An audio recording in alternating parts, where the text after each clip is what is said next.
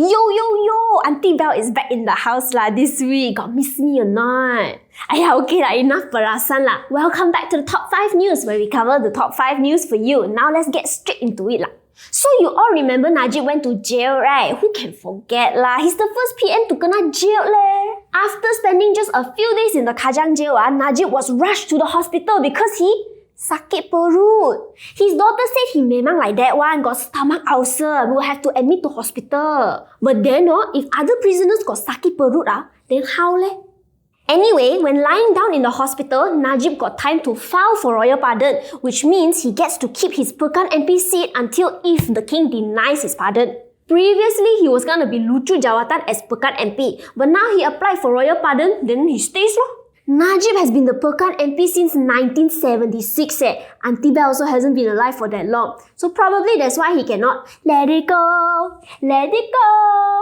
So now Najib in jail and hospital and all, you must wonder lah, what about his wife? She crying lor, but probably not because she misses Najib lah. It's because she will be reunited with him soon in jail. The High Court has found Rosmah guilty on all 3 counts of corruption in relation to the 1.25 billion ringgit solar hybrid project in Sarawak. She will have to pay 970 million ringgit fine and be imprisoned for 10 years. And then you know what she tried to do? She tried to plead for a 1-day jail sentence.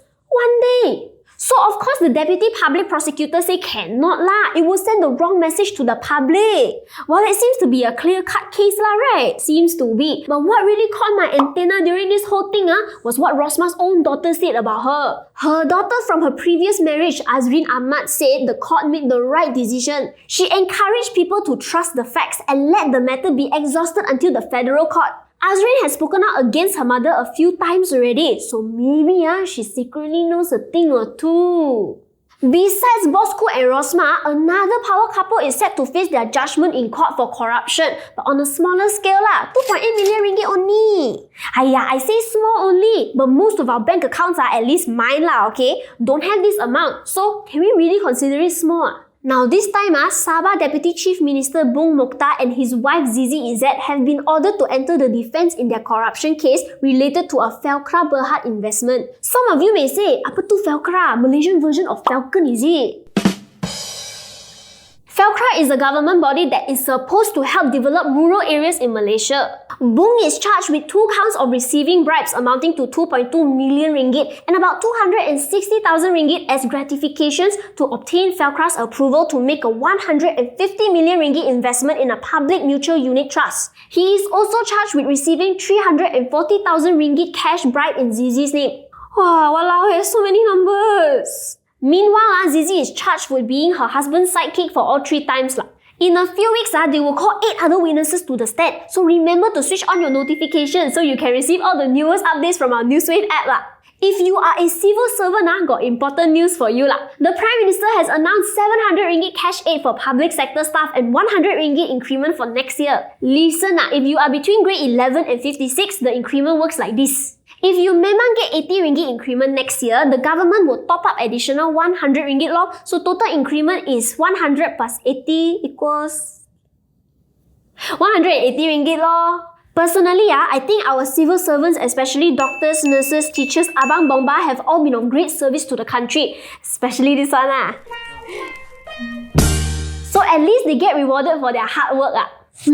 Auntie Belle also want increment I also work very hard to give you guys the top news Malaysians got a lot of foodie one I and myself also love to eat. So all you food lovers out there, especially the ones that cook at home, listen up. The Singapore Food Agency has recalled a Malaysian-made soy sauce named Hand Flour brand after they detected benzoic acid that exceeded the regulatory limit for sauces in Singapore. But us Malaysians also take precaution lah. Better be safe than sorry. So if your house got this brand from the batch number KSS0125 with the expiry date of July 26, then you know what to do lah. Buang je lah. Maybe get a new soy sauce brand if you want to be extra safe. This is up to you lah. But if you take soy sauce like a normal person like just for your nasi telur kicap, then it should be okay lah since it's small quantity mah. But even without this recall incident, we also shouldn't eat too much soy sauce lah. Because according to SFA, consuming a lot of soy sauce can cause changes in animals' brain and nervous systems. So remember this the next time you reach for the soy sauce lah. Be like Salt Bae, put a baby like that only. Don't go crazy and put half a bottle like that. Stay healthy, okay? So you can live longer and watch Auntie Belle for longer also. Give me the views. I need the views for Increment, please. Okay lah, that's all the time we have this week. Thank you so much for watching and don't forget to like and subscribe. Remember, my Increment is on the line. So I'll be seeing you again next time for another episode. Until then, stay safe, take care, and bye-bye.